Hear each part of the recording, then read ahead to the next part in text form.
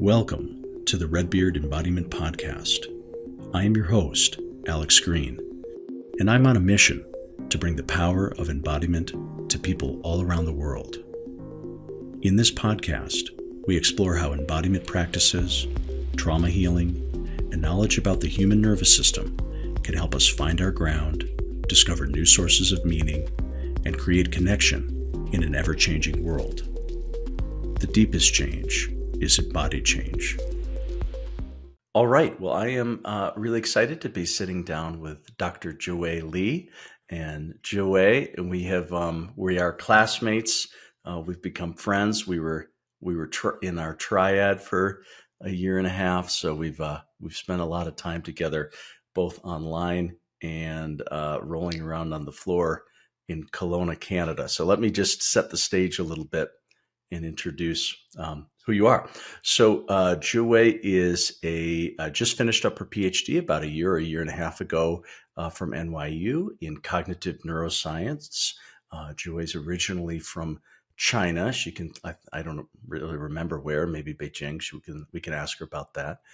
And the reason that I know Zhiwei is that we have been enrolled in a 4-year Feldenkrais professional training, one based in Kelowna, Canada, which is in British Columbia. And for those of you who don't know what Feldenkrais is, that's going to be the subject of our podcast episode today. But Feldenkrais Method is a form of what's called somatic education, developed by somebody named Moshe Feldenkrais, who is an Israeli scientist, martial artist, and movement guy. And he was kind of contemporary with Ida Rolf and sort of in that era of the Western movement towards somatics and embodiment. And in very, very brief form, we'll define it more fully in the podcast, but Feldenkrais work is largely a movement-based practice, but it's not just movement for movement's sake.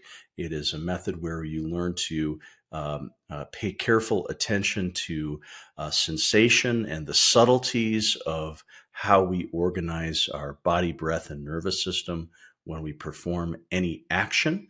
And Feldenkrais method is comprised of a whole compendium of lessons, and a lesson is sort of a formal way of engaging in the Feldenkrais method, where you learn to slow things down, attune your awareness to body felt sense, and how you attend to yourself while performing different movement and other somatic explorations. And the intention or the hope of those kinds of lessons is to learn something about oneself from an awareness perspective, perhaps even to rewire ourselves a little bit from a neuroplastic perspective and improve the efficiency, the ease, the awareness, and the functioning of being in a human body. So that's just one description of kind of some of the things that are included in the Feldenkrais methods. Just to be complete, so I'm mentioning the awareness through movement lessons is one half of the practice. There's also a hands-on component that's called functional integration, and where the Feldenkrais practitioner works not through massage. It's not like doing body work in other forms, but by using touch and movement cues, helping to develop and refine the awareness of the body and the nervous system in a hands-on method. Anyway, what I thought would be really fun with you today, Zhiwei, is first just to kind of hear your own story about what led you towards Feldenkrais method amongst the many, many forms of somatic and body work that are out there. And if you're curious, I can share my version of that as well. Maybe we'll just talk about kind of how we got here and what we've been learning along the way. So with that introduction, welcome to the podcast. All right. Well, yeah, thank you for the introduction. And we'll definitely talk in more detail or concrete ways of what is Feldenkrais. Sure. For me, I just grew up being a relatively athletic kid in the bigger context of very, very strict academic Chinese upbringing where you're just supposed to sit in front of the table since you're age 6 and study many, many hours per day. But Sure. I like growing up like playing badminton, basketball, and I got into rock climbing and parkour in my college years. But most of those time, I think at first it's just like social activity plus some performance-based training, how to shoot better goals in basketball and have better skills. Parkour was really like a beginning where we are trying to achieve better performance, but we also start to really care about how you do that because there's so many details of how you study your body and use your body to do a simple jump or simple running. Sure. It really depends on the teacher, and I happen to got a teacher that is more this awareness-based teaching method. And it was among my parkour friends, someone mentioned Feldenkrais and say something, it's magical, blah, blah, blah. At that time, I have no idea. It just some letters entered my brain. Didn't know what's going on. Right. And then somehow one day in the university gym in NYU, New York University, where they have like recreational class in the gym. And it's usually like yoga, boxing, ab exercise. But one day I saw the word Feldenkrais. I was like, oh, I've heard this word. I can give it a try. So that's how I just began. I'm very happy just in that semester, somebody decided to start a Feldenkrais class there and totally changed my life. Well, do you remember what the first lesson was or that you did? No, not at all. I couldn't remember. Like the first year, probably first 2 semesters doing those lessons, my brain was just blank. I didn't know what I was doing in the class. Probably half of this I was falling asleep too because it's such gentle, tiny movement, and I often sleep deprived somehow. Right. But I did remember a clear contrast of like how I stand at the beginning or the end of the class, where at the beginning I'm like, I feel I'm standing okay, but towards the end, when we get up from the floor and stand up again, I was like, oh, my legs, they're so much softer and so much balance now. Right. Like, and without doing this lesson, I wouldn't even realize there's some tightness in my leg. So that was a big thing. And other contrasts like, oh, my lower back when I'm laying on the floor, in the end, it can actually get very close to the ground. And I'm so used to having such a arching and tight lower back to the point I never noticed. Sure. And I think it's after maybe 1 semester or 2 that my constant lower back pain was gone. Just one day, it's like, I haven't felt that for a while. I don't know what happened, but probably related to this.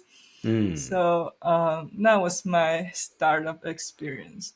So when you found that class in the gym, was it a regular? So you were able to go like weekly for a semester or longer or something like that? Yeah, I think it's like almost every week for every semester. Great. Yeah. Well, so that was when you were at NYU, and then NYU was your PhD work. What was your undergrad in? I did my undergrad in physics major and psychology minor in Peking University in Beijing. Yeah. I think at that time I didn't know what I want to study. Physics just sounds like understanding, discovering all the secrets of the universe. Plus, people say you're gonna do something difficult for your undergrad, so I chose that. Got it. Yeah, but at the beginning, I knew like I don't really want to be a physicist and win Nobel Prize or something. I just want to check it out. I say it's like having a stroke in the museum, that kind of thing. Cool. So what drew you to cognitive neuroscience? I think at that point, towards the end of my undergraduate, I was really thinking I want to know more about human being. Like studying physics, you almost have no touch about human being. I don't know how to understand other people, how to understand myself, how to interact. I started like the psychology minor, and that was helpful. But Yeah, I think it's also this similar idea that I want to discover some more deep and fundamental ways of seeing human being, and neuroscience sounds like this more emerging field that is more fundamental. That's my probably very naive initial impression that led me to that. No, I love it. Mhm. I love it. So because you started the Feldenkrais training before you had completed the PhD. So at what point did it become clear to you? I mean, that was during the pandemic. I remember because we were online for that first portion of our training. Um, did you kind of begin the program thinking, okay, I've learned about Feldenkrais. This is what I want to do for my career. Or was it just sort of, I'd like to deepen my knowledge of this? How did it come about that you jumped into the training program? Yeah, I jumped into the training program with the idea I want to open this black box. So there was one lesson I remember probably towards the end of the first year in NYU when I was doing Feldenkrais lessons. And it's a pelvic clock lesson, a classic one. And after that lesson, I just feel I can breathe into my pelvis. Like, what the heck is that? It's such a new experience. Like, before, I've read a lot about people training about their breathing and how the breathing can be so deep and thorough, whatever. But when I try to train myself to do that, I just find I resulted in more unnatural breathing patterns and tightening and strange things. Sure. It's like, why am I doing this? This is not helpful. Versus doing this pelvic clock thing, I was not attempting to do anything about breathing, but it ended up such an amazing result. Right. It's a really good feeling like Right. that. And I was like, this is a black box. I don't know what you guys did to me, Yeah. but I want to know more about it. So when you say black box, it's sort of like it was a mystery to you. How does this method work? Why does it have the changes that I'm perceiving? And you wanted to understand. It's like you wanted to get a grasp of how does this method work? Something like that. Yeah, I really want to know the reason why it works. What's the mechanism behind this? How far along are you now in your understanding of the how it works question? Yeah, I think I've answered it all. Solved all the mystery. Okay, good. No, I do. So one thing is I didn't get what it is at all in my first year of training. In my first year of training, I was mostly falling asleep and trying to fight that. I didn't. There's some cool lessons that I haven't learned, like very minute movement of the lip. That was our first lesson. That really expanded my view of what Feldenkrais method can do. Right. But still, I was like, I don't know what's going on. Sometimes it works, sometimes it doesn't. Right. It's still a mystery to me. I think it's more towards the second and third year that I'm starting to find it's not necessarily what are the movements that we're doing, but really important is how I do the movements. Yeah. Can you let's elaborate on that for a second. So I guess there's maybe two things to elaborate on. One is, you were talking about lessons, and there's so many different kinds of lessons. And I mentioned in the intro, there's hundreds, if not thousands, of lessons that Moshe Feldenkrais himself developed, as well as other teachers along the way. And the average lesson is 45 minutes to an hour. It's typically when we say lesson, it's sort of, most of these lessons are not. They're not invented on the spot so much. It's not like it's not an extemporaneous exploration. There is some learning that's been encapsulated into a lesson, and it might be a learning about how your pelvis is in relationship to your head. It might be a learning about the possibilities that exist within your breath. It may be a learning about some reflex mechanisms that exist in the body, like the sucking reflex from when you're an infant. It could be a learning about the relationship of your bones relative to the ground. So there's any number of pearls contained. And the funny thing about any given lesson is sometimes you have an idea of what you're sort of supposed to be learning, like why is this lesson the way it is? But very often you don't know. It's like you have a rough idea. This has something to do with my jaw or something to do with my spine and my feet.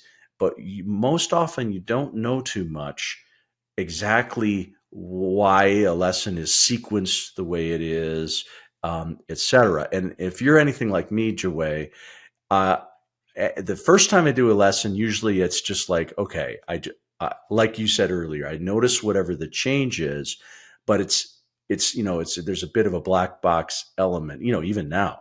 Oftentimes there's a bit of a black box element. And for me, it's often the repetition of a lesson a few times or teaching it to others where at a certain point I start to grasp, like I understand why it needs to follow the set of the sequence that it does in order to evoke the learning that's intended through that lesson. Anyway, I just wanted to give a quick little context about these lessons that we're talking about. But could you speak for a moment about sort of like the variety of lessons, because to me, there's really like dynamic and external sessions that are big movements, but then there's ones that are more awareness based or subtlety based. Could you just explain a little bit that, because I think people would have a hard time grasping the range that's included in these lessons.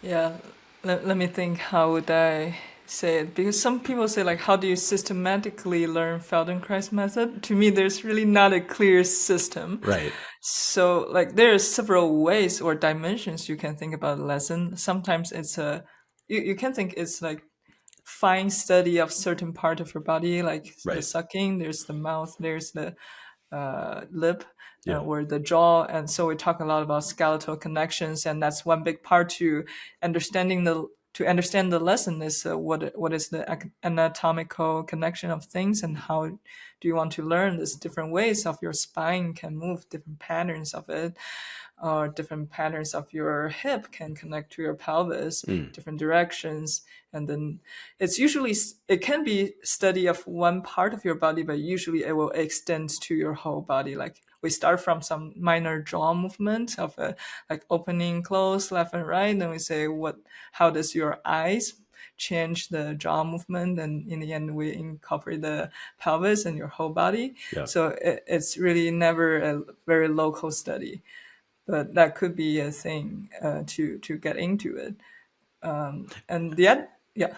Well, yeah, and then you may be going there, but I was to say, so a sucking lesson, it's a refined awareness to one part, and then there's like in our last judo roll, right? We learned a big pattern, but unlike if we were in a judo martial arts class where we might learn the whole pattern at once and then practice it and demo it, what took, I don't know, 10 lessons to get to the final result. So yeah, maybe you could speak about that, or baby rolling, or just those more overt movements.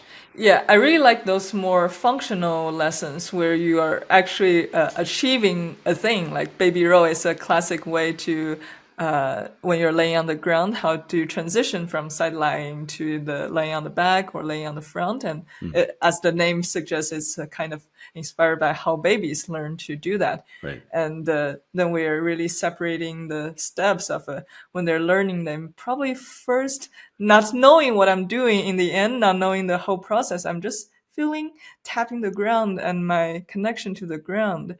And when I'm shifting my weight, how is my weight shifting on the ground? How is the ground helping me to move and stuff? Right. There's some big noise in my background. Do you hear that? No, it's okay. It's okay. It's okay. Okay. Yeah. Okay. Yep. Yeah. So we do it step by step, as you said, and it's really that's where I was talking about. It's not about how you do. It's not about what you do, but how you do it. By the way of not just passing through the part of imbalance or difficult and just use your muscle to push it through. And we're really slowing down and doing some smaller, easier things, but you learn how to do it most efficiently. And then all the puzzle pieces are here, then you can achieve the bigger movement. And I think those kind of movement is just really functional for people, especially if you have some injury, you cannot do this like standing up from the ground easily, or just with aging or other conditions. Right. And then you learn all these easy ways that is usually not so like not so powerful, not so demanding, but enjoyable. Less effortful, but more useful Yeah. and more enjoyable. Yeah, the path of ease. Yeah. To me, that concept of how you do, it's not what you do, it's how you do it, is I agree with you, really, really key. Let's talk about that. What is the how? What changed for you in the how to do it that then made the method more impactful for you? Yeah, I can tell the story here. There's actually a turning point at the very beginning of our second year of training. So at first, I just entered the class like, okay, I'll try to follow the instruction and try not to fall asleep. That's all my goal. But in the middle, just something clicked in my mind. It's like the teacher always talk about how do you do it with less effort? How can you do it more smoothly, more easily? So I really trying to sense. I think it's a super simple thing like laying on the ground and slide your palm on the floor, something like that. And it's like sliding. I know I can do it, but there is some resistance. There's some friction. There's something not so smooth about it. So I just dived into this endeavor of how do I make it easier? What can I change? How do I shift my weight on the ground? How do I relax some part of my shoulder to do it? So I kind of totally ignore the teacher. Like whatever you say, the instruction, I'm not following it. If I follow, I'm just going to do it my old way of make the movement happen, push it. But rather I was really staying there and feeling it and just doing very simple thing. Then towards the end, I stand up and everything felt different. I was like, maybe I just made up something, or maybe this is the thing the teacher has been saying for a year, more than a year, and I didn't grasp it. That's the part of how. And until these days, when I teach students, I always emphasize like awareness through movement lessons. It's not a movement lesson. It's awareness lesson. Meaning, why do we want to do slower, smaller? We want to do movement not to your extreme limit. It's because that's how you can be more aware. That's how we cultivate the awareness. Totally. Yeah. I mean, and what I always say with the comment I make about Feldenkrais to beginners or people who are considering doing it, I say, Feldenkrais is a funny method because in my experience with myself and with others, it's kind of boring and confusing until suddenly it isn't at all boring. And to me, that corresponds to this qualitative shift that you're referencing. And so, I mean, from an objective perspective, you're doing oftentimes pretty basic, boring movements, and it's nothing like exercise.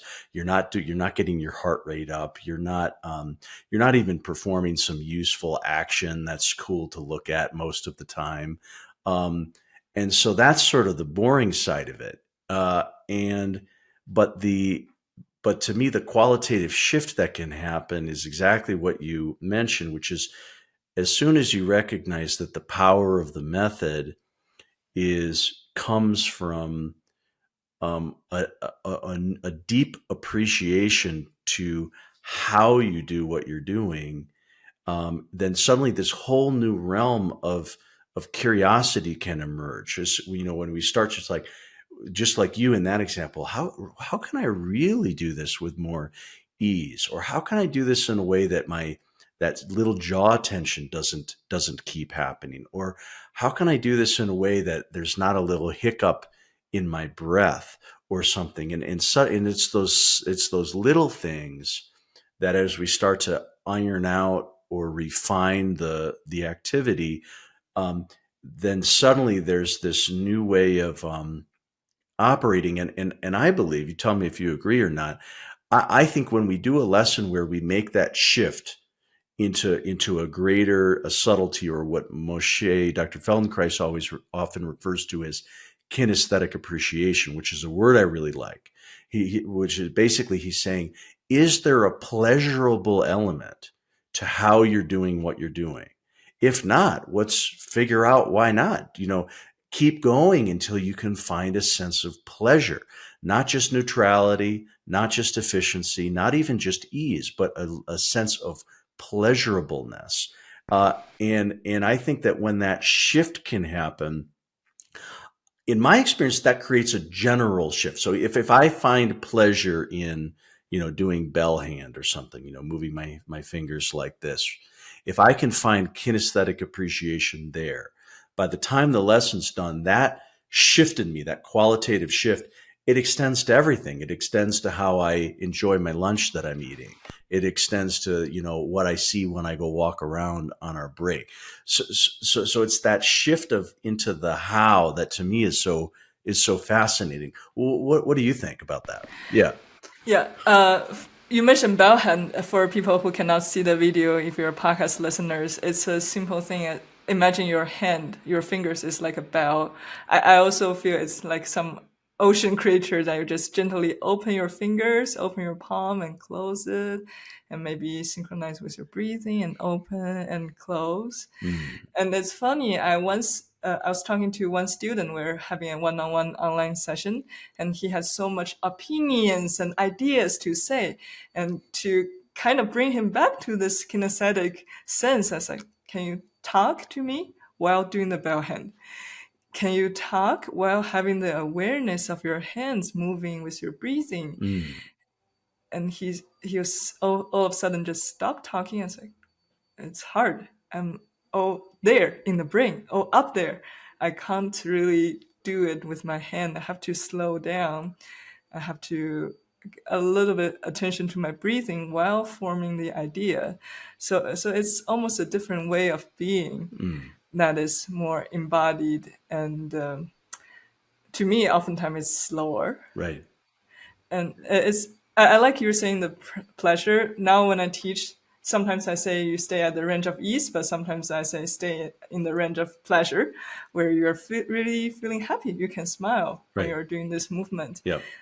It's not like we just talked about judo rolls, many other rolls. Moshe even taught someone like to headstand or handstand or something to show the powerful technique. Right. You can achieve powerful results, but also you would see when students, they're doing some very elegant rolling, they're smiling. Right. Their face are light and soft. Right. And that's the thing I like to see, and people enjoy doing this Feldenkrais practice. Yeah. Well, so I've got sort of two thoughts at once, but I'm just going to only follow one of them because it's hard to have two conversations at the same time. But one thought is, in the Feldenkrais to me is such an interesting body of work, because when I look at the kinds of people who have learned so much from it, it covers a wide range. It's like okay. For example, musicians. There's a Feldenkrais practitioner in New York, Andrew Gibbons, whose training was in classical piano, and it was after an injury that he found Feldenkrais to try to rehabilitate. But he stayed with it not because of because his pain went away. He stayed with it because it completely changed his understanding of what it means to play piano. And then later he became a practitioner too. But you hear so many interesting stories of artists, musicians, actors, athletes of all kinds, that there seems to be this way that people who do have some skill, some function that's required, some performative task, where they find that the Feldenkrais method of not just practicing your piano more times that day, but kind of taking many steps backwards into almost like a meta approach to how you sense and feel your body, that by spending time in that meta space, or, I guess what we often call the learning environment in Feldenkrais, that then the transfer into the skill, whether it's piano, martial arts, a golf, everyday tasks, that so much is brought back into that activity. What can you say about that slice of things? Has that been your experience too? That it's that meta learning side of it. What's your take on that? Yeah, meta learning sounds very abstract. I don't know how to make sense of that concept, but I like what you say about learning environment. Yeah, that's a really, really critical component for me to grasp Feldenkrais and teach Feldenkrais. Is like, we can think this way: why most of the time people don't do movement with this awareness? Why a lot of time, when especially first timers, especially high achiever first timers, when they enter the Feldenkrais class, they're like, I'm gonna do this fast and this big and with this power. Like that's the default mode. Why do people like to do that? I think it's lies into this distinction of am I in a learning environment or am I in a survival environment? In a survival environment, it's totally performance based. Nobody cares about how you do it or how long did it take for you to achieve it. You just do it, and if you do it, you're good. You get respect. You get approval. You are achieved. Versus if you don't, then you're a failure. Right. Regardless of the reason. So in that sense, people really want to show I'm capable. And I gain the confidence through this external evaluation of did I do it or not. Versus the learning environment, who cares about the standard or achievement? How fast did I run? How well did I play in this concert? Like, there's no other body. I don't care about them. What I all have is this internal sense of, do I feel good? Do I enjoy doing this? Do I want to keep doing this, or I want to try something else? And it's very spontaneous, and the spontaneity is one difficult thing for many people to grasp. They're like, if I'm not following the instruction, do I do it right? Am I learning? Am I wasting my time? But the spontaneity is kind of turn on this internal sensing of, I know I'm doing it right because I feel good and I'm feeling better. I'm feeling more ease. And many people, I think, not blame people themselves, but really the society or the way of we do conduct education is we kind of override all this intuition about ourselves, the self-directed learning intuition. Well, I can actually go into why I went into neuroscience again.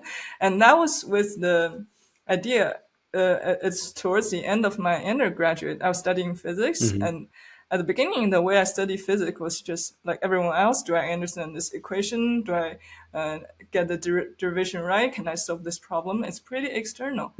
But I just find, if you really think about why did all this decades, generations of physicists are doing the research they do and pushing the discipline forward, it's because they have questions. They had a question. It can be very simple as, why is this thing conducting electricity, like metal conduct electricity, but the stone doesn't? Why is that? It's so basic, but then you go ask why, and go deeper and deeper. Then you conduct this experiment, and then you get this result, and then you summarize it as an equation, a formula, something like that. But in the education, we were not asking all these curiosity-driven questions. And if you actually study physics in that way, it's way more pleasurable. It's way more interesting because I'm not bound by receiving, absorbing all this external information, but I'm asking questions every day, and I can ask new questions in my life, or why don't I do this and that, and be a bit more creative and feel this agency. So I was like, why is nobody talking about curiosity so in depth in this education thing? And what is it in the brain that we've been ignoring? And I really entered the neuroscience program hoping to discover the secret of curiosity. That was my initial motivation. Yeah. How far did you get on that? Not very far. Yeah. Yeah, and that's the thing about academic research nowadays. It's very limited in the way that it's usually very reductionist, like at least the way we do the very basic research is you have to simplify. I cannot study people asking questions about physics because there's so many background information, knowledge, variance. You have to make it super simple. Like people asking question about a card game, is simplify it as that. But through the simplification, I feel a lot of Jews has been You lose some of the original spirit yeah. of the question. Yeah. Yeah. And then it's very, very important, especially as a very junior researcher, that you need to build on the previous studies. And just this field is still so open and lacking enough foundations for me to really ask the questions I'm interested in. So you shifted from a very rigorous scientific paradigm with some of the limitations you're mentioning here, strengths certainly, but some limitations. You shifted into Feldenkrais, which is all about experiential learning. What is this giving you? Does this letting you pursue that your question about curiosity and how human intelligence or the human being works? Are you finding this a path that helps you with some of that inquiry you've been on? Yeah, good question. I think now I see curiosity in such a different way than before. Like before, I was still mostly, at the beginning, I was very cognitive. I was like, when you ask a why question, how do you formulate the question? How do you use the language? Or mostly thinking and ideas. But as we just talked about, even in a movement field, when do people become curious about how they do a movement? It's also really important to get the mindset right. They need to feel safe to explore. They need to feel okay to not achieve something immediately. They need to not feel awkward from other people. Mm-hmm. And now I really see curiosity as a spontaneous expression when you feel safe and free. Mm-hmm. I think in the end, you might need to combine all these different dimensions of the emotional component, Mm-hmm. the embodied component, the biological component, and then in the end, the cognitive side of how you express that and communicate that. So I don't know how I would attack the question now, but Right. I like teaching Feldenkrais. It's so quick to get feedback and interact with students, and you can really see a student starting from this very rigid, am I doing it right, following instructions, to gradually starting to explore and ask the teacher, what if I do it this way and that way? Oh, I invented a new thing combining the last two lessons. Like, yeah, we're getting it. Totally. Well, so to me, that's what keeps my work so interesting is, month by month, year by year, with somatic work, body work, SE work, now Feldenkrais work. I get to learn about people every day. And in learning about other people, I also learn about myself. What about you? So now that, we're in the phase now where we're teaching and we're working with people, and what are you learning? What are you learning as you share this method with others?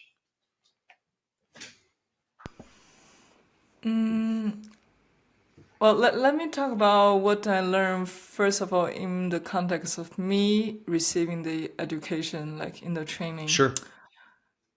I think I'm just a totally different person now. Compared to before, I was very cognitive. I think with logic, and I kind of oftentimes ignore the body sensation feelings. Like a simple example would be, how do I spend my day? Before I'd be like, here are the tasks, here are the long-term goals, and then I break down my schedule and to-do list and stuff. Right. And now I would really still have those sense of these are things need to be done, these are things that are better to be done, but also consulting my feeling. Do I feel like doing that or not? Yeah. And to the point of like, if I teach a student, I need to decide what lesson do I teach. Let's say a one-on-one lesson.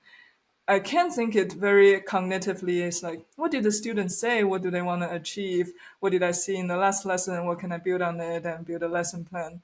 Like that's one way of doing it.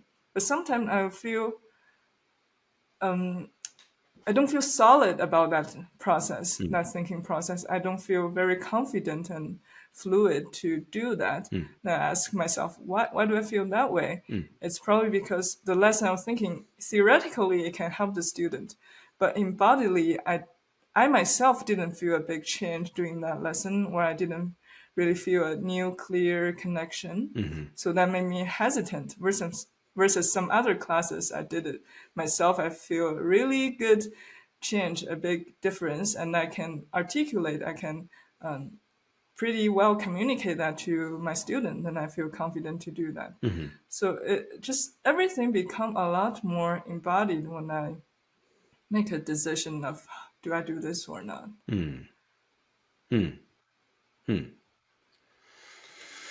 That's something like, just, was I being too disconnected from the body, or like what I talked about, that's something totally normal to you since you've been doing in this body work for so long? Well, repeat the question. Let me make sure I understand. Yeah. So I wonder, did I come from this very brainy cognitive way of living into this more embodied decision making? Is that something not just me?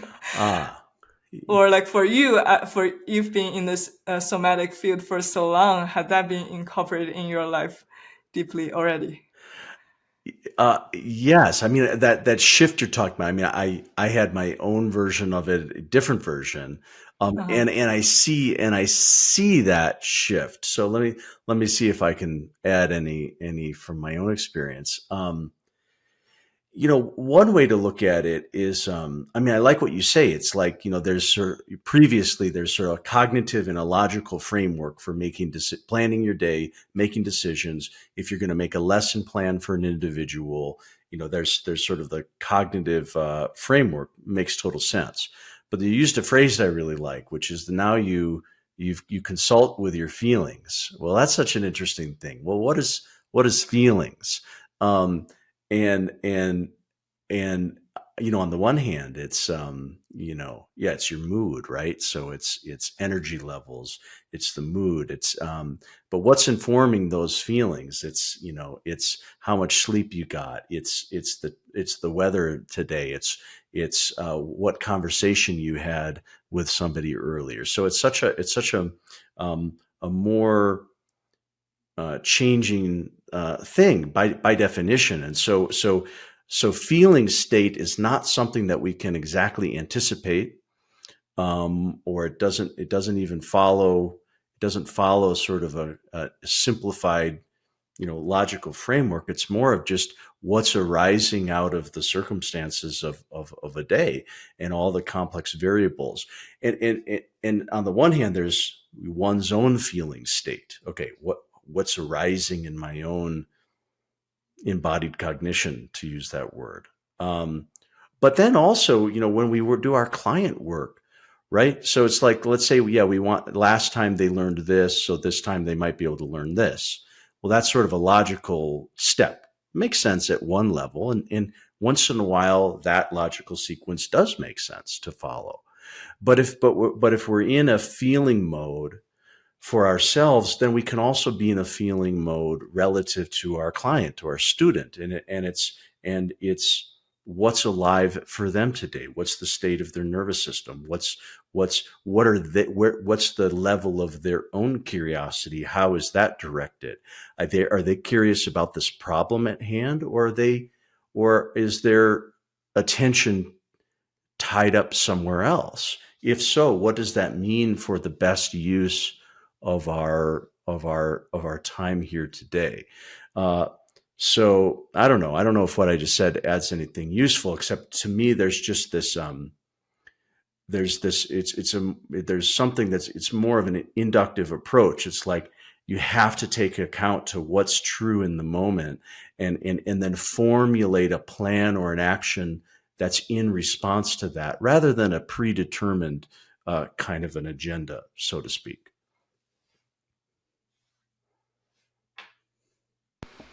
Let me sit with those thoughts for a moment.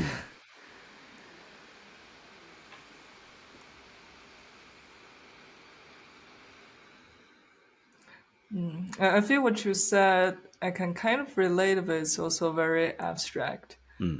I think one thing is clear, that doing Feldenkrais really taught me to allow this moment by moment change, allow this uncertainty, because usually when we're facing something in the future, planning is a good way to reduce the anxiety. I feel like I have some action plan, I know what to deal with, and seems like I can be more confident with that. But gradually, with more and more teaching Feldenkrais, I do feel the confidence actually come from this this developed ability that I can sense, this developed awareness of I can feel where the student is and how I can provide help given what I see right now at this moment. And it's not, sometimes it's about movement. I can see more clearly, oh, there's something not so fluid in this movement. I can have that sharp eye to see that. Then I can help the student to adjust. Sometimes it's this openness to sense, is the student paying attention? Is the student feeling tired and sleepy? And one time there's student like doing some eye lesson, and the eye looked down and she's like, I feel sad about it. I told, not in the plan, wouldn't have expected that, but it's just, I could feel she's some hesitance there during that movement. She took longer time to rest. So I asked, what's going on? How do you feel? And then she told me that. So it's really totally different paradigm for me. Yeah. How do I approach the world and react? In that example you just gave, when her eyes were directed, was it you that felt sad, or was it she that felt sad, or both? No, she felt sad. So what I could see was just her movement kind of stopped very slowly, and she took a much longer rest. The breathing was not as relaxed as before. Right. And so I asked, how do you feel? What about we take a break, if you want to take a longer break? Right. And she took a longer break and stand up from the ground, walk around a little bit, and told me how she felt. Right. So, that's it.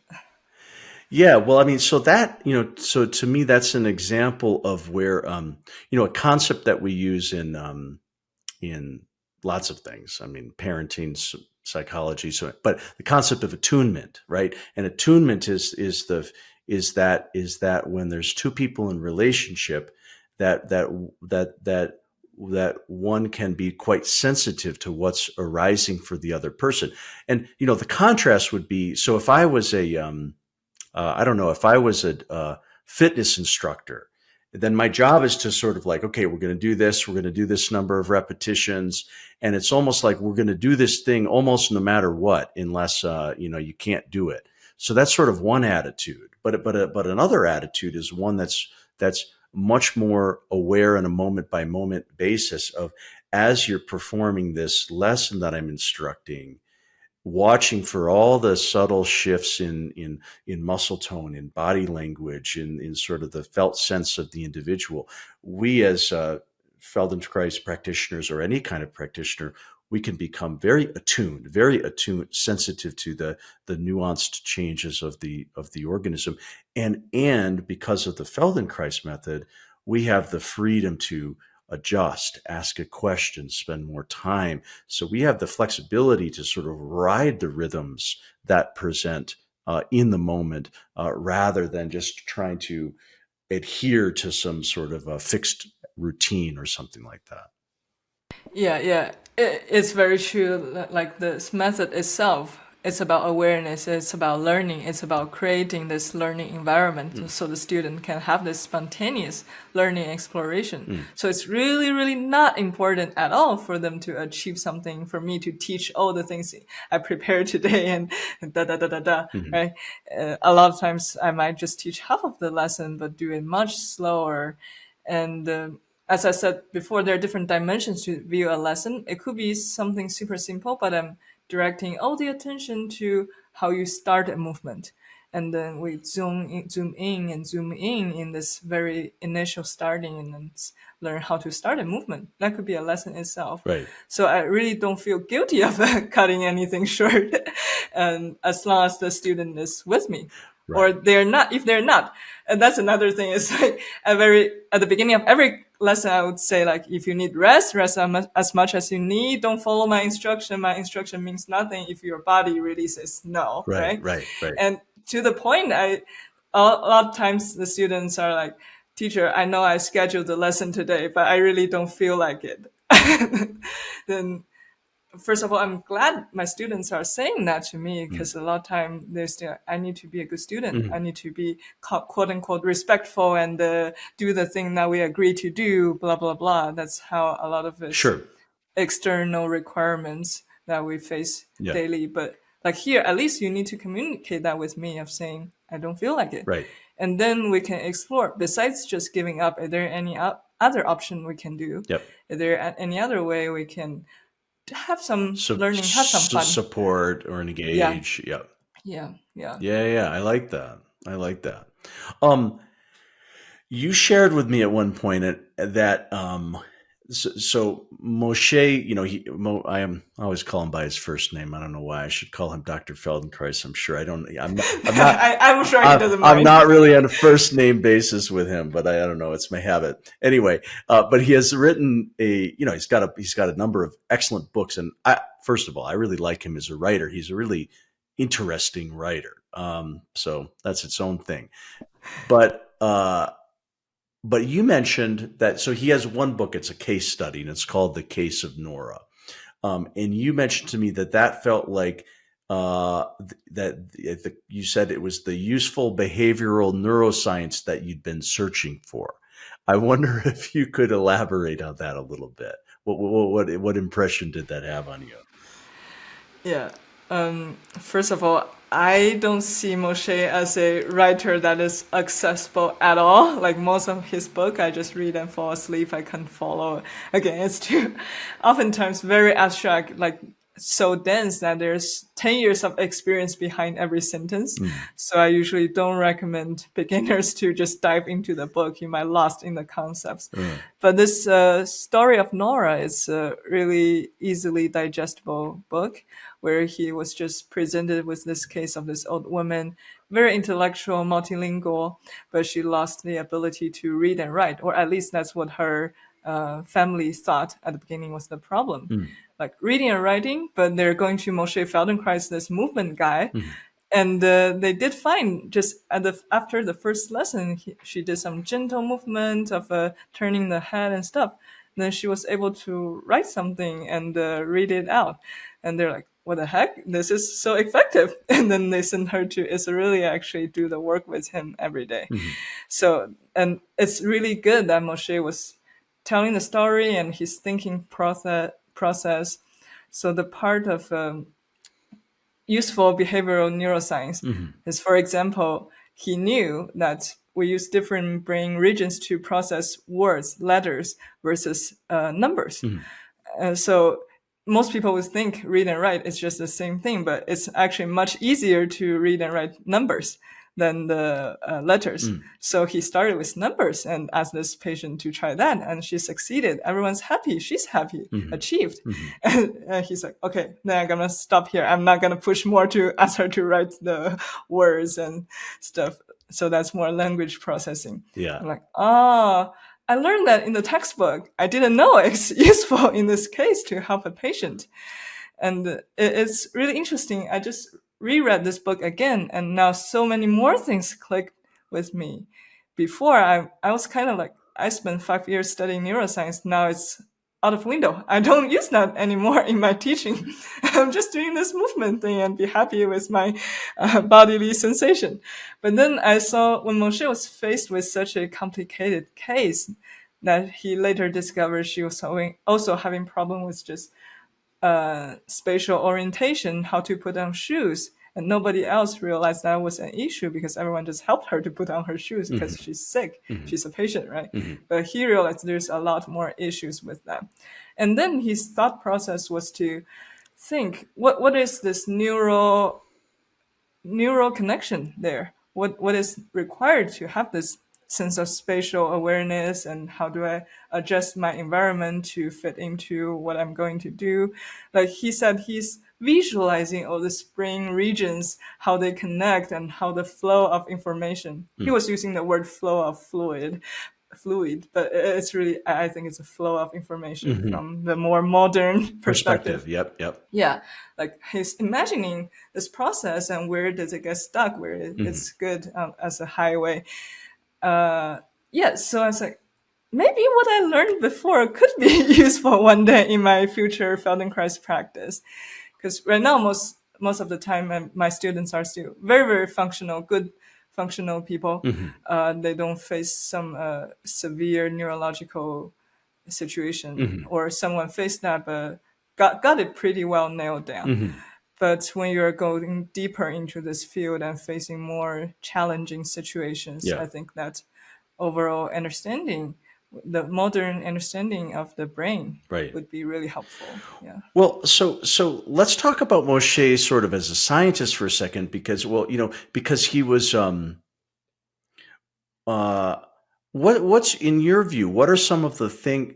I guess in my view, he was ahead of his time on understanding certain sort of learning principles, or he took theories and he made it experiential and practical. That was to me one of his areas of genius.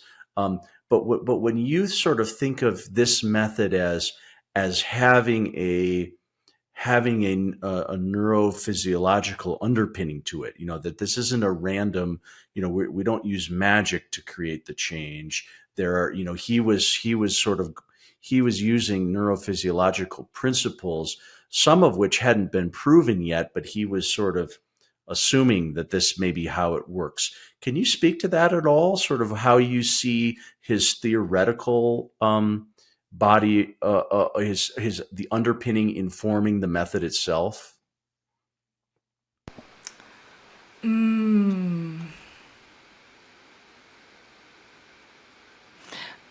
We can see a lot of correspondence of why we do something and how to explain that neurologically. I don't know if that's how he did it.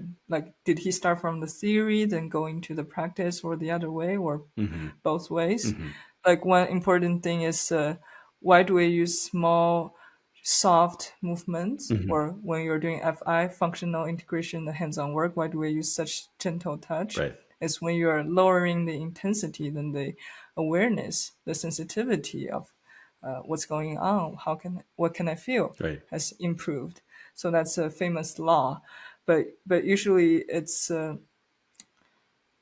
in the way we learned it in school. This is called psychophysics. We're studying how do we conduct an experiment to prove this law, what's the exact form of this law, but it was hardly used in application.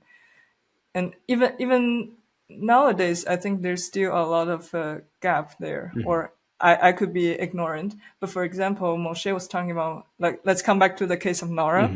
And he was saying he tried to help this woman from sitting to stand up by gently lead her head and kind of pull her head, and that will connect to the spine. And usually with a well-developed brain, nervous system, there should be a reflex so the whole body knows how to respond to this. But for her, she's just stiff and didn't know what to do when she was receiving this gentle touch from Moshe. Then what Moshe did was not doing a lot of weird other things to change her, but just make his touch softer, make the intensity lower of this interaction. And then after a few repetitions, she was able to do that. So there's a lot more than the simple law of intensity and sensitivity. Like, what is this interaction going on between these two people, and how does the whole body's response change? Like, it's almost like a circuits, just click, click, click, and the connections were there, and suddenly the light bulb is on. Yeah. Like, why did that happen? I think with a very reductionist way of studying psychophysics, it's hard to understand that whole body's organic response being restored through this gentle touch. So I think there's still a lot of open field for future research. Yeah. Well, like in Norman Deutsch's book, the way the brain changes itself or the way the brain heals itself, I can't remember exactly the title. And he kind of credits Moshe Feldenkrais. Norman Deutsch, I think, is a medical doctor and researcher, and his big area of interest is around neuroplasticity. And that book, The Way the Brain Changes Itself, I think it's The Way It Heals Itself, is about examples of healing via neuroplastic change. That's the basic theme of the book. And he credits Moshe Feldenkrais as being sort of a pioneer, where it's as though Moshe had the conviction that neurological change was possible even before the scientific paradigm of the time recognized the degree of sort of malleability or neuroplasticity to the brain. So therefore, Moshe was sometimes we use the phrase these days, having a growth mindset versus a fixed mindset. Do you know that expression? Yeah. So to me, it's like Moshe really embodies the growth mindset to the extreme. It's sort of the idea that, like, no, any limitation. Okay, I have cerebral palsy, so I can't move my hip this particular way, or I had a stroke and now that disrupted my speech center or whatever. It's like his worldview was like, no, there's no limitation. There's always the possibility of investigation, and he must have believed very deeply that the human possibility for evolution, change. I don't think he believed. It's not about believing in miracles, but it's believing about the that our common sense view of what's possible and not is pretty limited. And I think he was a person who carried this idea that, in fact, the possibility intrinsic with any human organism is much greater than we expect. So somehow he really carried this principle within him. See, and I think it's not a belief that's something abstract derived from experiment. It's just really, really empirical that he has done this thousands of times. And I like he's just still humble. He's like, Nora is in this severe situation. I'm not sure. And you guys as family members shouldn't expect me to be this miracle delivery guy. And I cannot promise anything, but we'll see. Right. And then he's so resourceful to pull resources from these different fields and try different things and being inventive on how to design new exercises. I was thinking, like, who the hell decided to lay on the floor every day and figure out all these thousands of lessons of, like, what's your life like? Have you been just rolling on the floor daily basis? It's very inventive, but and that's why you can have this optimistic belief, right? As you know your strengths, you know your potency there, right? Totally. Well, so just to speak, I guess, a little bit to my, one aspect of my own interest in Feldenkrais was that's what really hooked me in, was this concept of it's the learning versus a fixing paradigm or this and that. Sometimes is the way we phrase it, but when I think about I started Feldenkrais after I felt that I was pretty experienced with structural integration. And so structural integration is Ida Rolf's work, and and they were friends, and they felt that there was some Venn diagram. There was some overlap of what they were trying to do, which was to improve human functioning.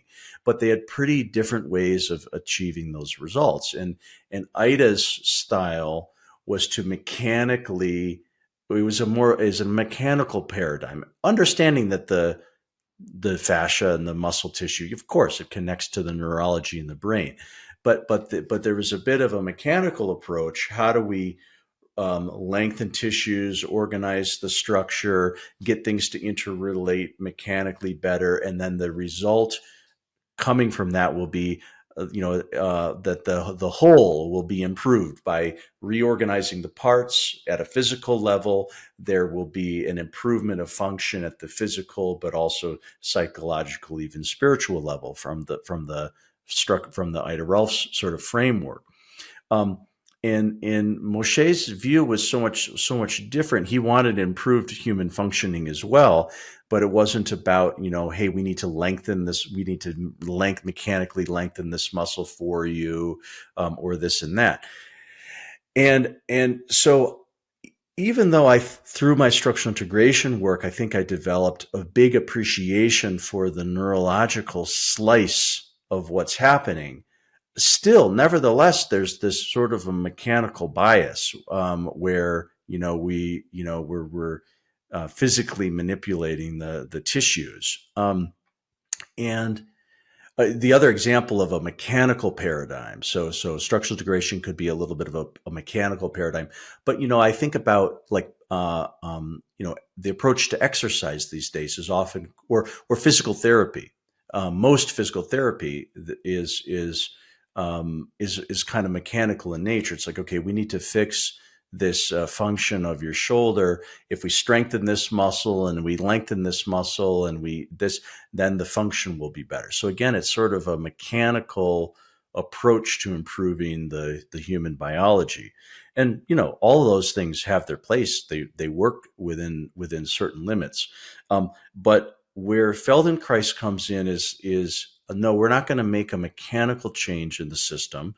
That might happen, but where we're going to do is we're going to create a change on the learning side, and the learning side is a function of our central nervous system and as it relates to the somatic nervous system or the body as a whole. And so to me, it's a little bit like the analogy I would maybe sometimes use is kind of like a computer analogy. Are we fixing the hardware or the software? And Rolfing is a little bit, it's like fixing the hardware and then changing the hardware affects the software. But where Feldenkrais comes in, no, let's pay attention to the software. Well, how does this feel? What's happening? If you do this and you slow it down, if you do it with more ease, now what happens? Now go back to look at the first thing you were looking at. What's happening there now? Is there any more possibility than before? Okay, now that we've incorporated that, now let's look at the pelvis and do some detailed work there. Now let's connect that to the breath. Okay, now let's go back and look at that first problem again, turning your head. What's the experience? What's happening now? So, so it's that neurological entry point or the learning side that to me was so captivating. And that's where I feel like I've gotten so much value and I still do mechanically oriented work, but now it's in combination. I see it as two sides of a coin, that just doing it for them isn't enough. How do I also bring them into that experience where they can grasp it and even repeat it and even deepen it independently is sort of more of the direction that I'm continuing to go.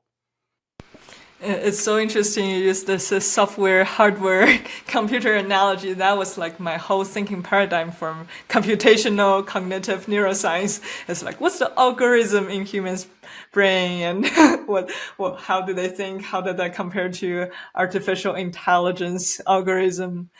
But sometimes I'm thinking like, are we asking the same question? Because if we see the whole process of learning to fix a problem, that's one way of thinking. And practically, that's why many people find us right. to receive this learning experience.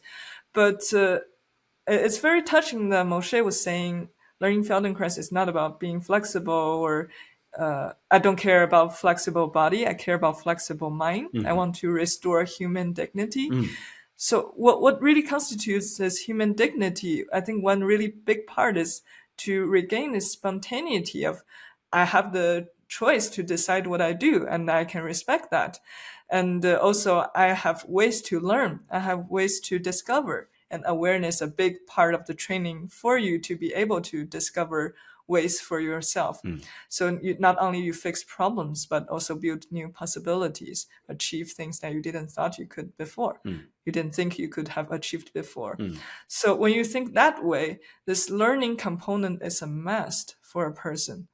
They cannot be always relying on finding the best therapist to fix every problem I have. Then you're still not gaining that agency. Right. That's absolutely correct. Yep. Yeah. Yeah. But then on the same time, I'm not saying Feldenkrais is so powerful that everybody can definitely or should definitely do it. Like we've talked about to have this learning environment where you feel the ease and relaxation to explore. But what if somebody is already in such big physical pain that they might first need to have that pain under control a little bit, and then they can enter this explorative state. And in that sense, maybe some structural integration would be helpful. Yeah. And many other things I'm still learning. Yeah. Wonderful. Well, I wonder if we could switch to a little bit about your teaching these days, because you're teaching through Red Beard, which I'm so excited to have you doing both one-on-one work and then the every other week class that you're doing. So listeners, you should definitely tune in to the biweekly class. But you've been working with rock climbers, bringing the method in. So just tell me a little bit about maybe that. You could use the rock climbers as an example, but tell me a little bit about your teaching these days. It's interesting for Feldenkrais teachers. One requirement is you're not just making sure your students are happy, you need to be happy. Not only make sure students are relaxed, you need to be relaxed first. So that's kind of a theme behind my, when I decide what do I want to teach, I need to teach something that makes me happy. So I was like, I like rock climbing, and I find using the Feldenkrais method actually helped my climbing. So I want to just teach that and try it out. Right. So that was this, it was a paradigm shift too. Like before I thought Feldenkrais method, how do you learn it? You just do the lessons, you follow the scripts, you do the sequences. But it's really, again, this philosophy of how to do things. You can apply to so many other things in life. So what I did was just when I'm doing some climbing, I talk to myself like a Feldenkrais teacher, like, can you do it more slowly? Can you do it with less ease? Can you do it with less effort? Notice how you start. Which other part in your body can you include in your body image? And that's a big thing in rock climbing, because you're so goal-oriented. Right. You're only probably paying attention to your hands, but where's my feet? Where's my pelvis? Your breath, the quality of your breath. Yeah, exactly. So I just decided, not only chose some Feldenkrais awareness through movement lessons for climbers that I think were essential, but also just some climbing exercise you can do in this Feldenkraisian way. Right. To do climbing. And I receive students saying like, I never noticed my breathing on the wall, but once I notice and I keep myself breathing, all the difficulties were suddenly not a problem at all. And so it's like when I started to allow myself to climb with this slow pace and more awareness, I can climb for hours and not feeling tired. It's so relaxing. I'm so happy. Like all these new experiences I heard from, it's like, we're getting something here. Yeah. Oh, good. They're getting more kinesthetic appreciation on the wall. Oh yeah. Exactly. Hey, nothing wrong with something being more pleasurable, is it? No. And of course there are students feeling confused, like, when I slow down, I find I have so much difficulty and tightness. I don't know what to do. I'm freezing and stuff. And then we work with that too. Yeah. Very cool. Very cool. Anything else that's exciting for you about your teach? So you're teaching rock climbers. I think you're teaching some classes in China. You're teaching some classes here. Anything else? Anything worth sharing about? I don't know, fun things or feedback Mm. or.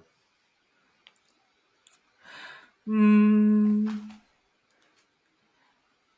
Let me think.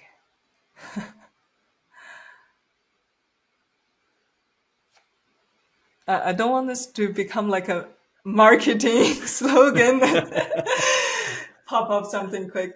So Yeah. give me a No, moment. that's Yeah. fine. Um,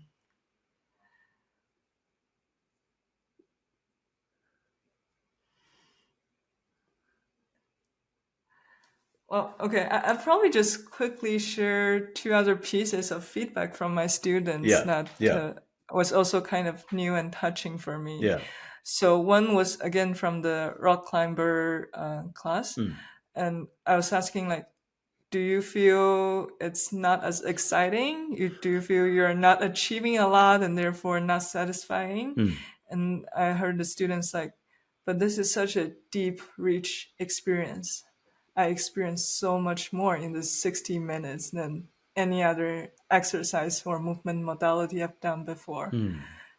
And that also apparently lasts for a while. Like next day when I walk and when I run, I feel so differently. Mm. Not only it's easier, but I feel more full. Mm. I'm more aware of this whole experience. Mm. So I think that's another way to teach Feldenkrais is just forget about all this functional improvement. Are you doing movements better? But just the state of deeply immersed in your body Right. and everyday movement. That is a very valuable experience that sadly most of the time we can't experience. Sure. But really it's everywhere once you open that switch. I remember doing one like hand lesson and like gently move the finger and stuff. Mm-hmm. Then everything I touch, it becomes a soft touch. And Mm. every move I'm doing, it has this new layer of color there. It's like, oh, it's drug. I don't know. That reminds me. I remember one time doing a hand lesson, and we took a break. It was during our class, and we have three cats, and one of them is always afraid and kind of is afraid of me, and so once in a while relaxes and lets me pet her, but not very often. Anyway, I came out of this lesson. I think it was a hand lesson.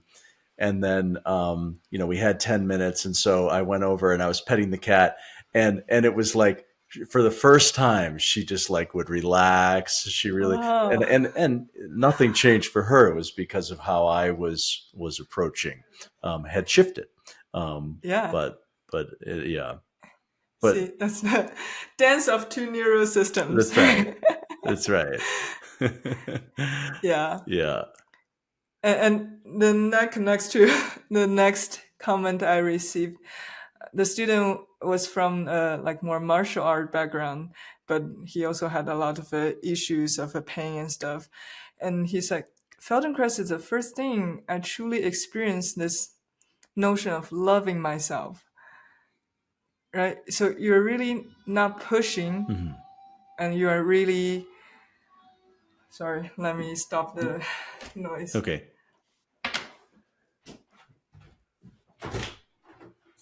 Guys, I'm still recording podcast.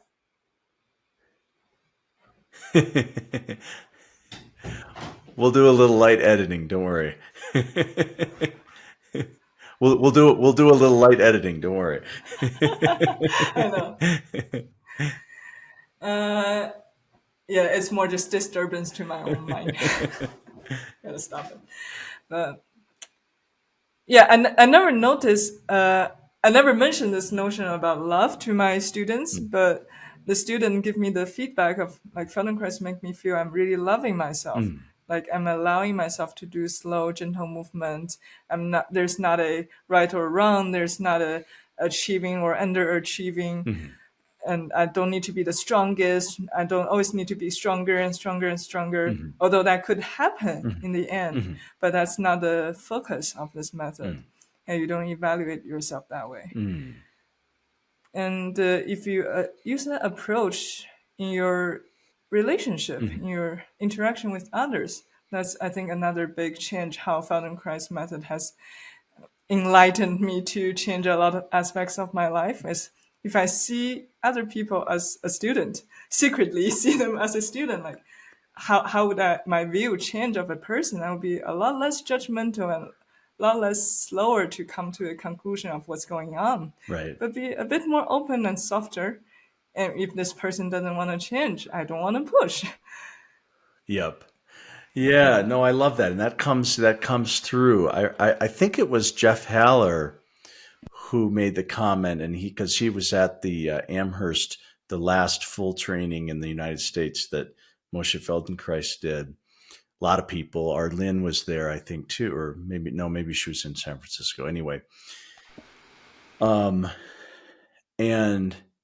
And Moshe, he was with everybody for, weeks and weeks during this training. And a comment that really made a big difference to Jeff was Moshe was kind of frustrated. He said at one point, and he said something like, you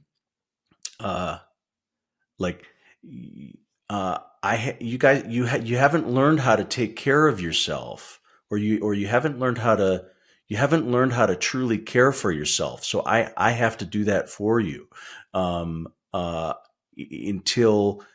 that's really what I'm trying to teach you is for you to really learn how to take care of yourself.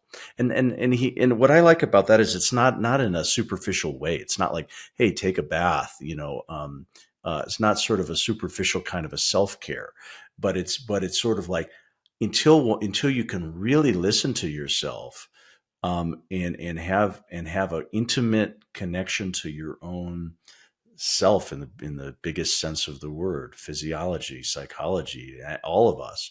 Until we have that intimacy, we're lacking something. I think in my memory, Moshe put it in a much more confrontational way. He's like, I can take care of you much better than yourself. Yeah. Something like that. Yeah. No, you're right. Maybe that is what it is. Yeah. Yeah. But I think Arlene Zones, our teacher, mentioned like Moshe is so gentle to kids, but he can really be confrontational to adults and be spicy about it. Right. So it's interesting, but yeah, at the same time, it's really a new notion of what is taking care of myself. Mm-hmm. Mm-hmm. What does this consumerism will teach us about that versus what is my actual experience? Mm-hmm. Mm-hmm. Yeah. Very cool. I think we should end on that note. Anything you want to, is that anything else to throw in? Well, thank you for all the questions. I didn't know I have so many stories to tell. And I bet there will be more stories next year. I'm sure. I'm certain. Yeah. I'm certain of it. Very cool. Well, thanks, Zhiwei. Yeah, thank you. Thanks for listening to today's episode of the Red Beard Embodiment Podcast. To learn more, visit us at redbeardsomatictherapy.com or send me an email at alex@redbeardsomatictherapy.com. If today's conversation resonated with you, help spread the word by subscribing and sharing with others. Hope to see you next time.